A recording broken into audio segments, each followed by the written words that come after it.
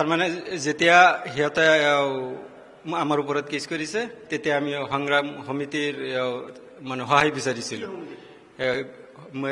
মুছলিম সংগ্ৰাম সমিতি যিটো আছে, হয় হয় হয়, মিয়া সংগ্ৰাম সমিতি যিটো কয় সেইটোৰ নাম হৈছে মুছাব্বিৰ আলী আহমেদ আৰু এটা হৈছে আবু বকৰ ছিদ্দিক। সিহঁতৰ পৰাও মই সহায় বিচাৰিছিলো, কিন্তু সিহঁতে সহায় নিদি আমাৰ পৰা যি মিতিয়ালি কৰি আমাৰ পৰা 1.5 লাখ টকা ওলটাই নিছে। পাছত আমি যি কেছ কৰিছো ইয়াতো মিতিয়ালি কৰি বা মোটা অংক টকা এটা লৈ সিহঁতে মোৰ কেছটো চাপ দি ৰাখিছে।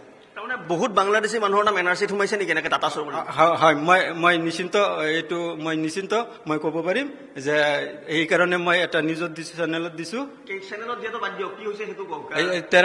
13খন নম্বৰত মই তদন্ত চলালে মই ডাইৰেক্টলি কৈছো যে 4-5টা ঘৰত সন্দেহযুক্ত মানুহ ওলাব, আৰু সেইটো মাননীয় মুখ্যমন্ত্ৰী মহোদয়লৈ মই অনুৰোধ কৰিছো 4-5টা নম্বৰত তদন্ত দিবলৈ। তাৰমানে অকল যে নগাঁওতে নহয়, সেনেকে বহুত জিলাত হ'ব পাৰে, বহুতে এনেকে ডাটা চুৰ কৰি কৰি বাংলাদেশীৰ নাম সোমাইছে নেকি, এই কথাটো সুধিছো আপোনাক।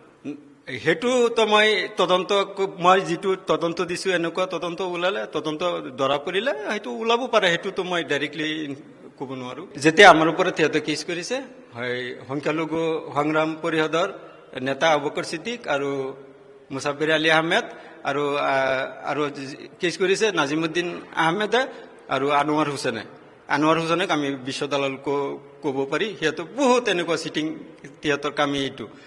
পাছতে এইটো এনেকুৱা কৰি আমাৰ পৰা মিতালীভাৱে 1.5 লাখ টকা সিহঁতে আমাৰ পৰা নিছে।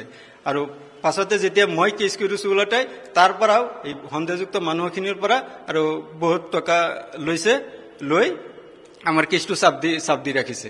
এইটো কৰিছে সংগ্ৰাম পৰিষদৰ নেতা আবু বকৰ ছিদ্দিক আৰু মুছাব্বিৰ আলী আহমেদ আৰু 4টা দালালৰ মাজত আনোৱাৰ হুছেইন 1 নম্বৰ বিশ্ব দালাল, আৰু 2 নম্বৰ নাজিমুদ্দিন আহমেদ, 3 নম্বৰ আবু বকৰ ছিদ্দিক আৰু 4 নম্বৰ মুছাব্বিৰ আলী আহমেদ।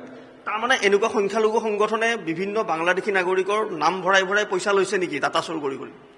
হয়, মোৰ তাত যদি এনেকুৱা হৈছে, মই খাটাং এনেকুৱা হ'ব পাৰে। আৰু সিহঁতে চিৰি কৈ থাকে যে অসমত এটা বাংলাদেশী নাই, হিমন্ত ছাৰৰ ওচৰত এনেকুৱা মানে আৰোপ লগাই কৈ থাকে।